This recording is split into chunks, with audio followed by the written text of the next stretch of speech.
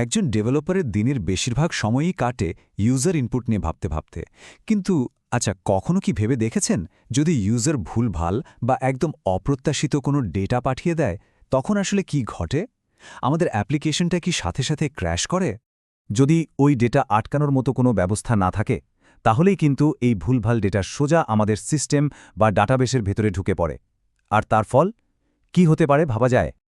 একদম বিশৃঙ্খলা।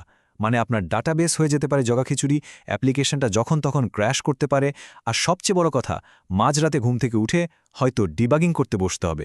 এই বিশৃঙ্খলাটাই কিন্তু আমাদের ডেভেলপারদের জন্য সবচেয়ে বড় এক শত্রু।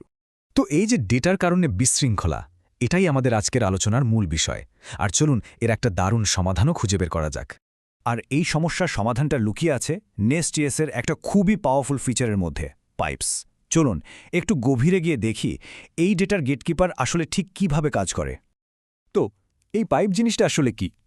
এর কাজ করার ধরনটা কিন্তু দেখতে খুবই সহজ, কিন্তু এর ক্ষমতাটা অবিশ্বাস্য। একদম সহজ করে বললে, পাইপ হলো এমন একটা ক্লাস যেটা আমাদের কন্ট্রোলারে কোনো রিকোয়েস্ট পৌঁছানোর ঠিক আগ মুহূর্তে তাকে আটকে দেয়। কেন আটকায়? ওই ডেটাটা ঠিক আছে কিনা, মানে ভ্যালিড কিনা সেটা যাচাই করতে, অথবা ডেটাটাকে পাল্টে দিতে। মানে এটাকে আমাদের অ্যাপ্লিকেশনের একজন পার্সোনাল বডিগার্ডের মতো ভাবতে পারেন। ব্যাপারটাকে একটা ওয়াটার ফিল্টারের সাথে তুলনা করলে সবচেয়ে সহজে বোঝা যাবে। ধরুন ইউজারের কাছ থেকে যে রিকোয়েস্টটা আসছে সেটা হলো ময়লা পানি। এখন এই পানিটা আমাদের কন্ট্রোলারে যাওয়ার আগে পাইপ নামের ফিল্টারটা সব ময়লা ছেঁকে আলাদা করে ফেলে, আর কন্ট্রোলারের কাছে পাঠায় শুধু পরিষ্কার ব্যবহারযোগ্য ডেটা, মানে বিশুদ্ধ পানি। একদম সহজ, কিন্তু কি দারুণ কার্যকরী একটা কনসেপ্ট, তাই না? তো আমাদের মনে রাখতে হবে পাইপের প্রধান কাজ কিন্তু মাত্র দুটো। এক, ডেটা ভ্যালিডেশন, মানে যে ডেটা আসছে সেটা ঠিক ফরম্যাটে আছে কিনা তা চেক করা।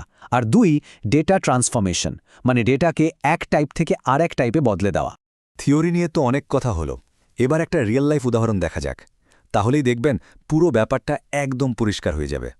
ধরুন ইউআরএল প্যারামিটার থেকে একটা ইউজার আইডি আসছে, যেমন 101। এখন ব্রাউজার থেকে যখন কোনো ডেটা আসে সেটা তো সবসময় স্ট্রিং হিসেবেই আসে, তাই না? কিন্তু আমাদের অ্যাপ্লিকেশনের ভেতরে হয়তো ওই আইডিটা একটা নাম্বার হিসেবে দরকার। তাহলে এখন উপায়? আর এখানেই হচ্ছে পাইপের আসল ম্যাজিক। পার্স ইন পাইপ নামে নেস্ট.js-এর একটা বিল্ট ইন পাইপ আছে, যেটা এই 101 স্ট্রিংটাকে কন্ট্রোলারে পৌঁছানোর আগেই ধরে ফেলে। আর সবচেয়ে মজার ব্যাপার কি জানেন? এর জন্য কন্ট্রোলারের ভেতরে একটা লাইনও এক্সট্রা কোড লিখতে হয় না। ফলাফলটা কি হলো? কন্ট্রোলার আইডিটাকে আর স্ট্রিং হিসাবে পেল না, পেল একদম নিখুঁত একটা নম্বর হিসাবে, 101। ভাবা যায় পাইপ কত সহজে আর নীরবে ডেটা ট্রান্সফর্ম করার কাজটা করে দিল। আচ্ছা, এটা তো গেল ভালো সিনারিও। কিন্তু এবার ভাবুন তো, যদি কেউ দুষ্টুমি করে বা ভুল করে আইডির জায়গায় নাম্বারের বদলে ABC পাঠিয়ে দেয়, তখন কি হবে? এখানে পাইপ তার কড়া পাহারাদারের আসল রূপটা দেখায়। পার্সেন্ট পাইপ সাথে সাথেই ধরে ফেলে যে ABC তো কোনো নাম্বার না, এটা একটা ইনভ্যালিড ডেটা। এবং এক মুহূর্ত দেরি না করে পাইপটা একটা ব্যাড রিকোয়েস্ট এরর ছুড়ে দেয়। আর সবচেয়ে জরুরি বিষয়টা হলো, এই বিপজ্জনক ডেটাটা কন্ট্রোলারের ছায়াও মারাতে পারে না। এভাবেই তো পাইপ আমাদের অ্যাপ্লিকেশনকে হাজারো বাগ আর অ্যাটাক থেকে বাঁচিয়ে রাখে। তো নেস্ট.js ডেভেলপারদের জীবন সহজ করার জন্য কিছু রেডিমেড পাইপ আগে থেকেই দিয়ে রেখেছে। চলুন আমাদের এই পাইপ টুলকিটটা এক ঝলক দেখে আসি। এই টুলকিটে দেখুন আমাদের জন্য বেশ কিছু কাজের পাইপ তৈরি করা আছে, যেমন পার্স এন্ড পাইপ তো আমরা দেখলামই, স্ট্রিংকে নাম্বারে পাল্টে দেয়। পার্স বুল পাইপ আছে, যেটা ট্রু বা ফলসের মতো স্ট্রিংকে আসল বুলিয়ানে কনভার্ট করে। আর আমার মতে সবচেয়ে শক্তিশালী হলো ভ্যালিডেশন পাইপ, যেটা দিয়ে খুব জটিল অবজেক্টও ভ্যালিডেট করা যায়। মানে এগুলো সবই ব্যবহারের জন্য রেডি।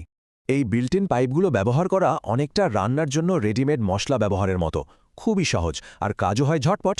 আর যদি কখনো কোনো স্পেশাল ফ্লেভারের দরকার হয়, মানে কোনো বিশেষ ভ্যালিডেশন লাগে, তখন চাইলেই কিন্তু নিজের কাস্টম পাইপও বানিয়ে নেওয়া যায়। আচ্ছা, এত কিছু তো দেখা হলো, এবার চলুন মূল সুবিধাগুলো কি কি সেটা এক কথায় জেনে নিই। কেন আমরা পাইপ ব্যবহার করব? এর প্রধান সুবিধা মূলত তিনটে। প্রথমত, সিকিউরিটি অনেক বেড়ে যায়, কারণ কোনো আজেবাজে ডেটা আপনার অ্যাপ্লিকেশনের ভেতরেই ঢুকতে পারে না। দ্বিতীয়ত, কোড অনেক বেশি ক্লিন থাকে, কারণ ভ্যালিডেশন বা ট্রান্সফরমেশনের সব লজিক কন্ট্রোলার থেকে একদম আলাদা থাকে। আর সবশেষে রিলায়াবিলিটি বা নির্ভরযোগ্যতা, মানে এটা নিশ্চিত করে যে আপনার কন্ট্রোলার সবসময় ঠিকঠাক ফরম্যাটে ডেটা পাচ্ছে। এবার শেষ একটা প্রশ্ন, একজন ভালো ডেভেলপারের মূল লক্ষ্যটা কি? ক্লিন আর সিকিউর কোড লেখা, তাই তো? যদি উত্তরটা হ্যাঁ হয় তাহলে পাইপকে নিজেদের ডেভেলপমেন্ট প্রসেসের একটা অংশ বানিয়ে ফেলুন। এটা শুধু কোডের কোয়ালিটিই বাড়াবে না, বরং অ্যাপ্লিকেশনকে করে তুলবে আরও অনেক বেশি শক্তিশালী আর সুরক্ষিত।